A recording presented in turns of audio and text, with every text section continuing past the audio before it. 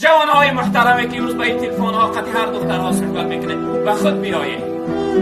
هر میدونم که اکثر جوانهای ما دارند این بدبختی تلفنی که برآمده بعضش ساعت قطعی یعنی عروس ها شد صحبت میکنه. حتما وقتی که با اینها صحبت کردی انیق بودم که یک کسی که با خواهری تی صحبت داره، انیق بودم اگر با خواهر نکرد حتما دختری ترینچنی فساد میکنه، رسوا میکنه. کی میخواه که دخترشان امکانات کننده با این رفت بگذاره؟ و این خاطر احتیاط کردن حرامه برادر است.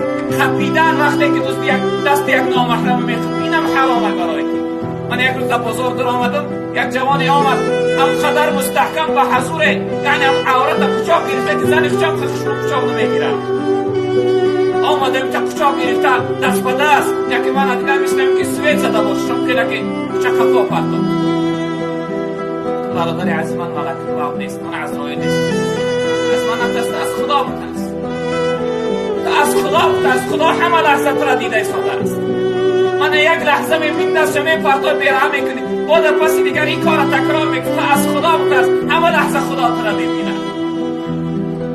و همین خاطر ما و شما برادران عزیز بزرگوار از این کاری بد، از این کاری ناپاک شدن نگه دارید. از خدا ترسیدن در کار. همون صحبت تلفنی من همون زنا حساب نه، همون هم حرامت. خداوند ولا تقربوا زنا، گفت قریبی نکن با زنا.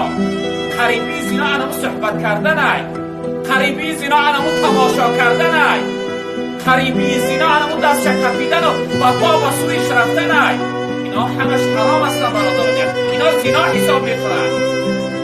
و این خاطر ما و شما از این کارهای بد، از این کارهای فحش پروردگار